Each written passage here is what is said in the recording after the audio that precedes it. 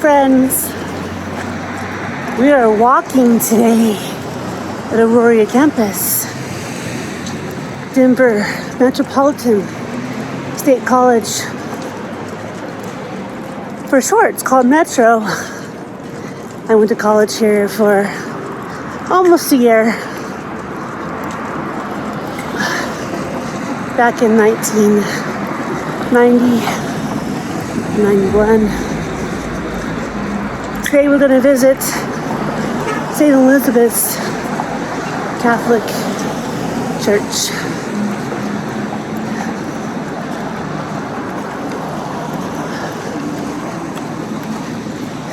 St. Elizabeth was Saint Hungry. This church is named after her. I'm going to tell you the story about what happened at this church. Took us a while to get parking. It's not easy on this campus, especially parking in my big truck. But we did it. Now we're walking with all the college kids. Here we go.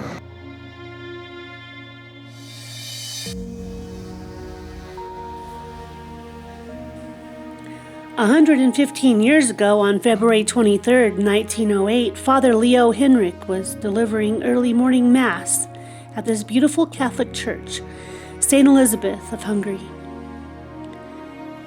St. Elizabeth was a princess of Thuringia, the Kingdom of Hungary, daughter of the King of Hungary, Andrew II, and Mother Gertrude of Morania, her lineage going back to Vladimir the Great of the Kievan Rus. St. Elizabeth of Hungary was born on July 7, 1207, living in Hungary until age 4, then taken to central Germany to be betrothed to Louis IV, raised by the court, learning the local culture and language.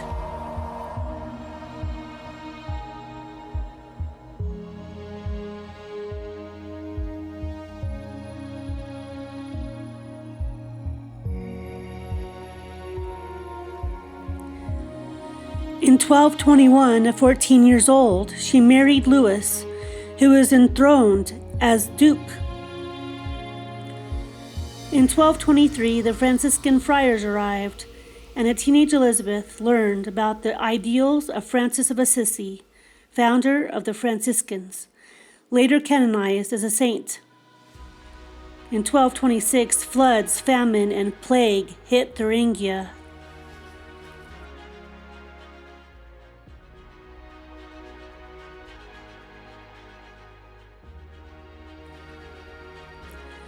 Elizabeth assumed control of home and territory, giving away robes and ornaments to the poor.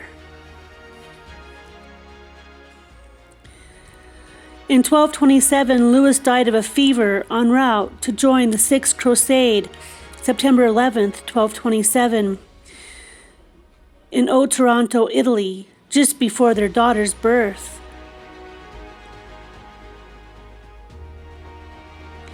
"He is dead, he is dead. It is to me as if the whole world died today," Elizabeth said upon hearing of her husband's death. Louis's brother Henry Rasp assumed regency until Elizabeth's eldest son could take over, 1222 to 1241. Elizabeth left court after bitter disputes with Henry to move to what is now Frankfurt, where she built a hospital and cared for the sick, taking on vows similar to a nun.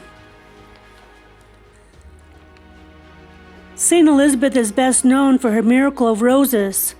While taking bread to the poor in secret, she was asked to reveal what was hidden under her cloak. As she opened her garment, a vision of white and red roses could be seen, which proved God's protection hand was at work. At a young 24 years old, Elizabeth became ill and passed away. Soon at her grave, miracles were reported to happen in the church of the hospital, especially those of healing Examinations of such stories and testimonies proved to be sufficient reason for quick canonization by Pope Gregory IX on May 24, 1235. Her body lays in a magnificent golden shrine in Marburg, Germany. St. Elizabeth of Hungary Parish here in Denver was built in 1870. A mission church to the Cathedral Basilica of the Immaculate Conception, where we visited St. Julia Greeley. The second oldest Catholic church to be reconstructed into a bigger church in 1898, made of lava stone from Castle Rock, Colorado. He was born Joseph Heinrichs on August 15, 1867, of Ostrich, Germany. He began studying with the Franciscan province of St. Elizabeth of Hungary. While under persecution, he fled to St. Bonaventure Friary in Paterson, New Jersey. Taking his final vows on December 8, 1890, and ordained as Father Leo July 26, 1891. Fire devastated the area as well as the church, where he solicited donations from the lumber camps to rebuild. When an outbreak of smallpox spread through the towns, Father Leo tended the sick and dying. He was at St. Elizabeth's Parish for a few months when he had planned a visit to Germany, wanting to see his family after 21 years. He postponed the trip till after June 7, 1908, so he could give First Communion to a class of 70 children. At the Young Ladies' Sodality meeting, remarking how sweet it is to die at the feet of Mary. In his 5th month at the church, normally Father Leo celebrated Sunday Mass at 8 a.m., but on February 23, 1908, he had a meeting that day, and so he switched with the priest, Wollstone Workman, to take the 6 a.m. working man's Mass. Attending the Mass was a 50-year-old Alia Giuseppe, an unemployed shoemaker who had recently immigrated from Avola, Sicily. He took communion at the altar rail, then flung the host back at the priest and drew from his coat a revolver. The altar boy saw the gun and tried to warn the priest, but Alia opened fire and shot the priest in the chest. As Father Leo began to falter, he attempted to retrieve the fallen host and collapsed mortally wounded on the step of the altar of Our Lady and passed away minutes later, exclaiming, my God," placing the ciborium on the Our Lady's altar. To have been reported, he died smiling. Given last rites by Father Wollstone Workman, he stated, I would have been killed and he would be alive right now. There is one way to solve this affair, and I can see, and that is that God chose the better man. Alia attempted to flee, but E.B. Quigley, a conductor for the Denver-Rio Grande Railroad, caught him. Then patrolman Daniel Cronin, an off-duty police officer, placed him under arrest, and he was jailed. Alia said he had a grudge against priests, that they were against the working man, boasting to be an anarchist, but said to have a mental disorder. Alia was tried and convicted, sentenced to hang within weeks of the crime. His execution carried out at Colorado State Penitentiary in Canyon City, Colorado. Father Leo was found to have his upper arms and wrists wrapped in leather straps, each strap studded with rows of pointed hooks piercing the skin. His skin calloused and scarred with no signs of infection, secretly practicing an extreme form of mortification, perhaps to help him master his quick temper. None of his confreres had any idea of his penances. When the friars entered his room after his death, they found he slept on a wooden door. Thousands of mourners attended the priest's viewing at St. Elizabeth's. Colorado Governor Henry Augustus Buchtel attended along with Denver Mayor Robert Speer, including a 70-member choir. After the funeral, the procession began at Curtis and 10th Street to Union Station, where Father Leo's body left Denver on the 2:30 p.m. train to New Jersey. In Erkelenz, Germany, a street was named in Father Leo's Heinrich's honor. The process of beatification has been opened in Rome since 1938, and his tomb in Totowa, the Holy Sepulchre Roman Catholic Cemetery, remains a veneration. Father Leo's sainthood efforts began almost immediately. At the time of his death, Julia Greeley was attending Sacred Heart Church in Five Points. Two Denver-bred saints in the city at the same time is irresistibly intriguing.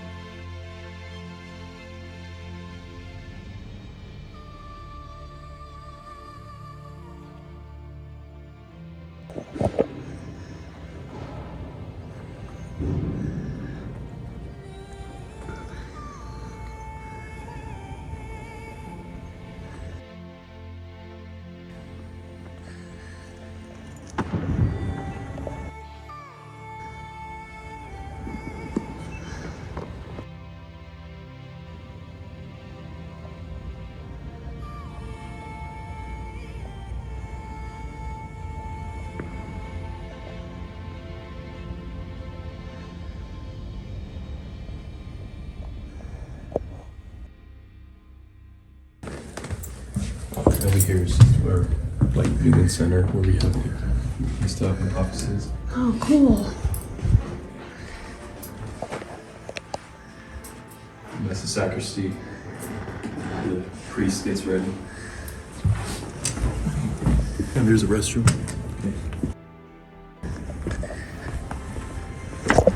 Oops. Sorry.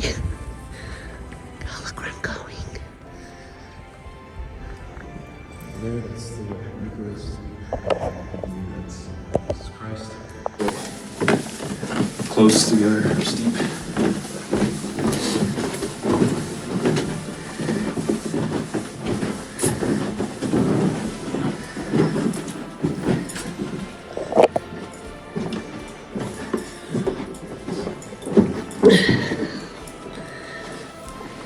And that's the stairs to the dome.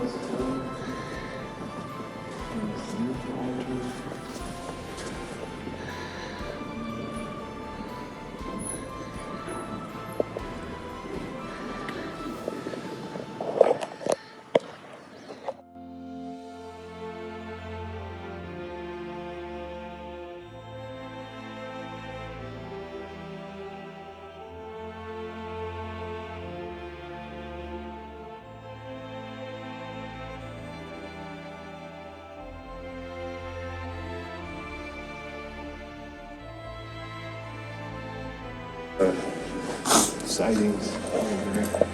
Oh, Yeah, trades at one time. haunted? Yeah.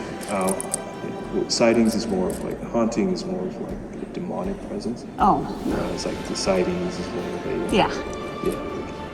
Oh, I'm sure he is. He loved this church. Yeah. Yeah. Funny story. Trey. So he was fixing the bells. He was up there. If you saw, kind of see the top of the roof. The church or down here, but outside it's steep. Yeah. And you have to have someone open and have to walk on it. And so Trey was up there, and all of a sudden he heard footsteps. He's like, what are those? And it sounded like a kid's footsteps. He's like, that's weird. He's like, Father Leo, and the footsteps stopped.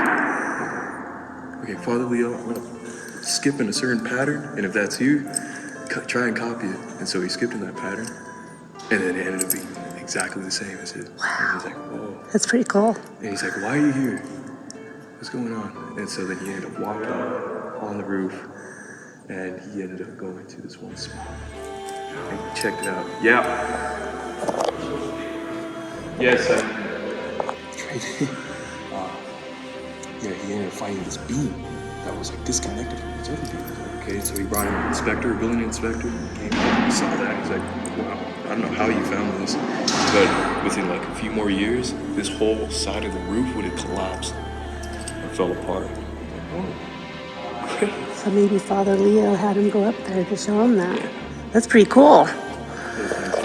Yeah. I wish Trey was here today because he had a whole bunch of other stories. He's been here a lot longer than I have. Careful, you go downstairs. You people have already kind of tripped. I just wasn't watching where I was going. I didn't see the step.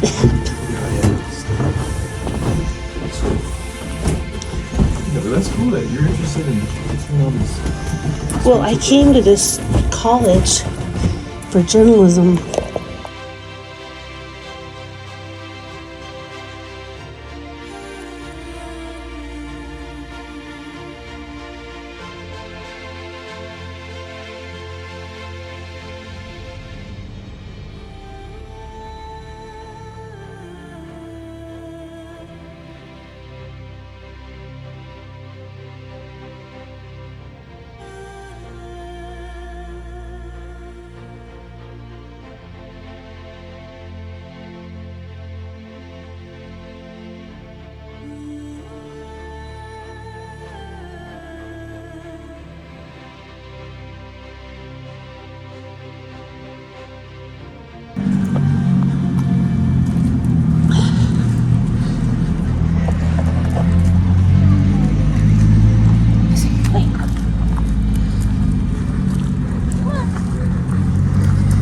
We are in Auroria. Now the Auroria Higher Education Center opened in 1976, home to University of Denver, Metropolitan State University of Denver, and Community College of Denver. Established in 1858 by a small group of miners led by the Russell brothers, former residents of Auroria, Georgia, meaning gold, where gold was found at the junction of the nearby South Platte River and Cherry Creek. Houses and buildings began to spring up, and Auroria and the Cherry Creek town merged, where Denver began in April 1860. People began to spread out, and Auroria stayed small and quaint, mainly Hispanic communities till the 1960s. In 1965, a devastating flood hit Auroria when the South Platte River overspilled its banks after a foot of rain. Urban redevelopment plans was put in place to build the university and colleges. Father Peter Garcia of St. Cajuns and angry residents resisted, but they were displaced to other urban communities, like nearby Lincoln Park. To be preserved, the Tivoli Brewery, Emmanuel Episcopal Church, St. Elizabeth's, and the housing of 9th Street Historic Park.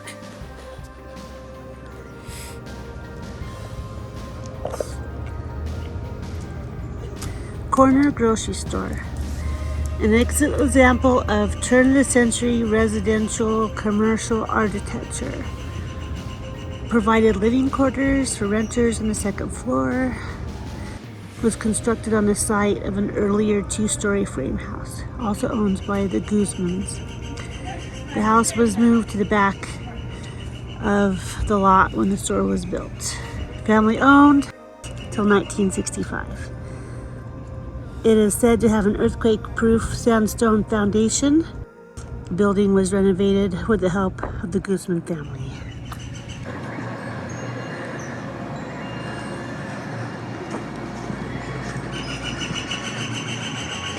This was a home for boys in the Mullen School. Home for the boys.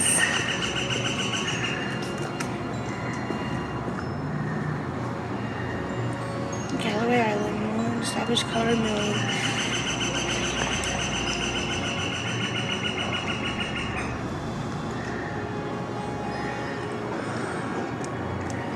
And this one too.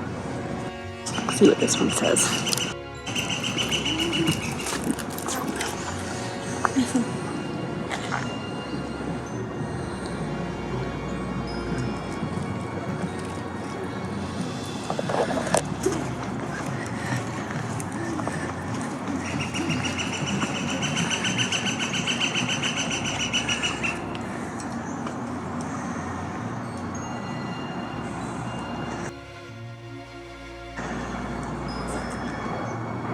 The last restored on the block.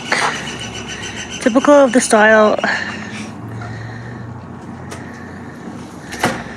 blacksmith Thomas Young owned the house until 1916, when he died and passed the title to his wife Matilda. The couple had a daughter, Mamie, who was a piano teacher. She was apparently considered quite daring when she was seen by a neighbor riding a bicycle in a divided skirt.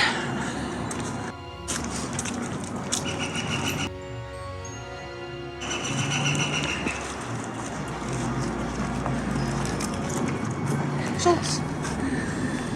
William F. Schultz, bookkeeper, part of the Tivoli Union Brewing Company. Milwaukee Brewing. A bookkeeper for the Milwaukee Brewing, later part of the Tivoli Union Brewing Company, built this house. According to the building permit 2176, dated November 28, 1890, the cost of construction was $3,700. The structure was replaced a 4-room frame house originally on the site. Denver City Councilman Eugene Madden, prospector of Madden Wet Goods, once lived in 1047. His saloon was part of the center of Aurora politics from 1900 until his death in 1941. The house specialty was cinnamon candy apples made from a family recipe. Oh, wow. How cute. Brick barn in front of the variation of the Italian styles marked by a tall bay windows to capture The Wheeler Griebling House. Lewis Kane, a clerk at Apple and Company dry goods store for 35 years, and a cabinet maker for Denver Furniture and Carpet Company.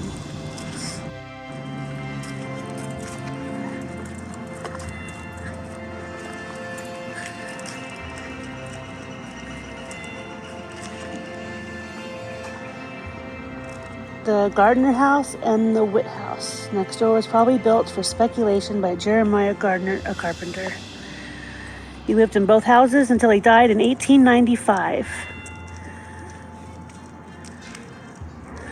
It has special touches because the carpenter lived here.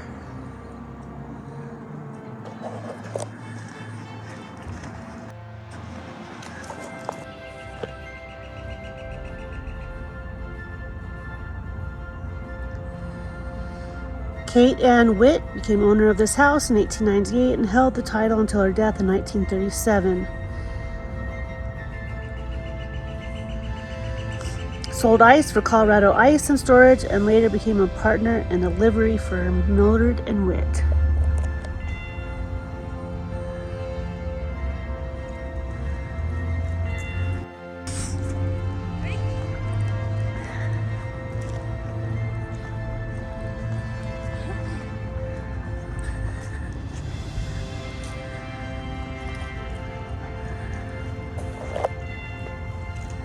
Charles Roger and Betsy Davis built this house as a wedding present for their daughter Annie Kate and Stephen Knight, bookkeeper.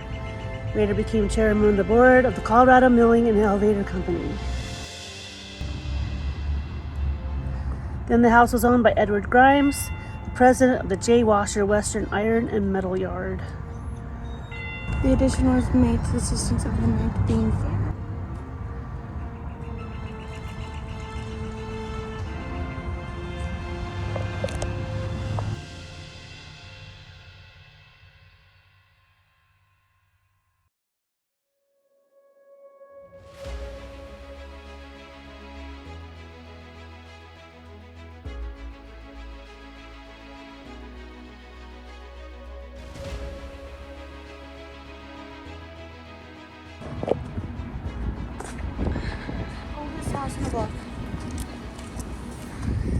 Oldest house on this block was built on the edge of the prairie by Dr. William Smedley, a Quaker dentist and teacher.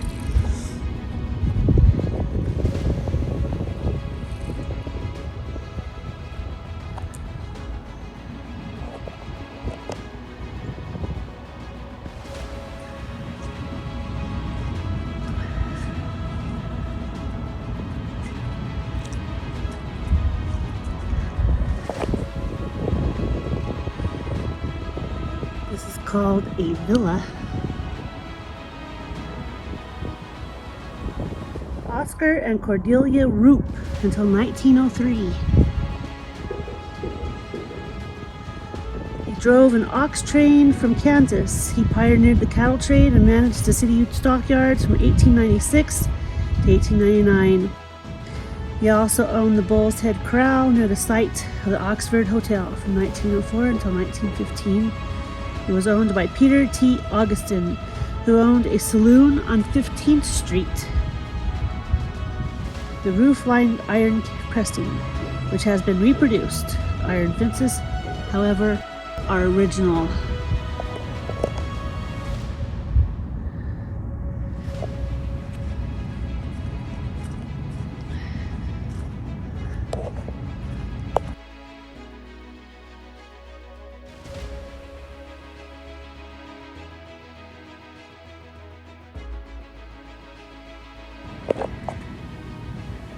Henry Cole, a prominent figure on 9th Street, built this house as an investment. Then it was owned by Frank P. Wilson, who worked for the Denver and Rio Grande Railroad for 35 years and organized annual balls for the Brotherhood of Locomotive Engineers, number 186. He owned it until 1913. He also owned the Smedley house where he lived with his wife, Queen, for 35 years. Pardon me?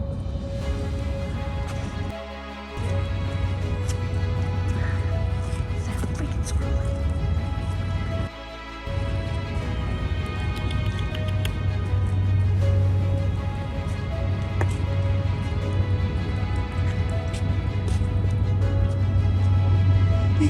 He's so cute. He has a little orange tummy. Okay. Morris Dolan's career in the flour milling business had just begun when he built this house, a classic cottage. He was a bookkeeper for Hungarian flour mills. What? No! Oh my god, no! I have a dog who wants to eat it. No, give it. Yeah, my dog will chase after it and will bite it. Mom, he's right behind you. Yeah. Yeah? Yeah. Let me see your phone. Just give me a little. Here's some walnuts. Aww. Do you want to feed it, just toss it to it, or do you want to... I think he'll come Up to over. her. It came up to us the first time. Come here. Come here, baby. Hi. Come on. Come on. Come on. It's okay.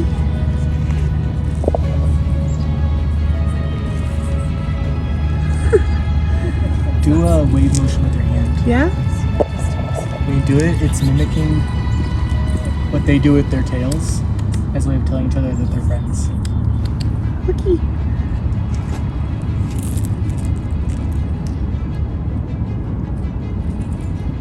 It's okay.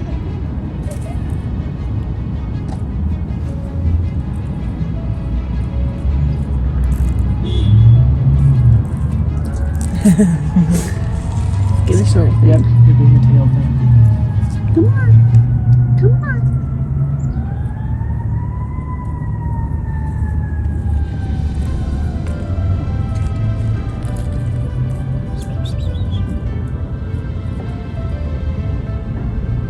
He knows he's being filmed.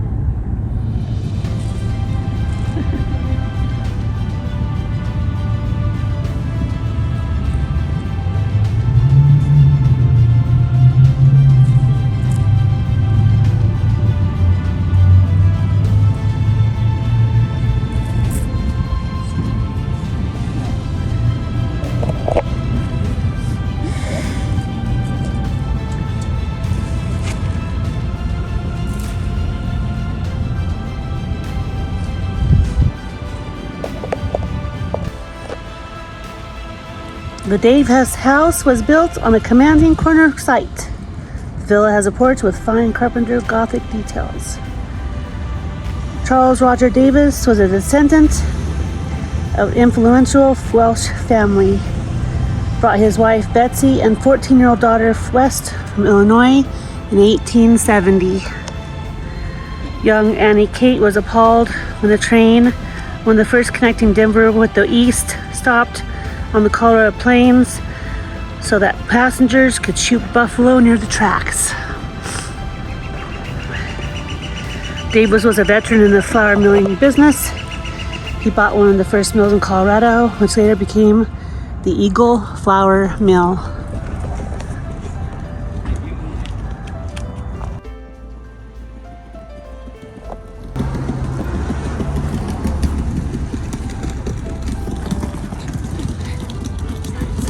The Auroria town site and 9th Street Historic Park.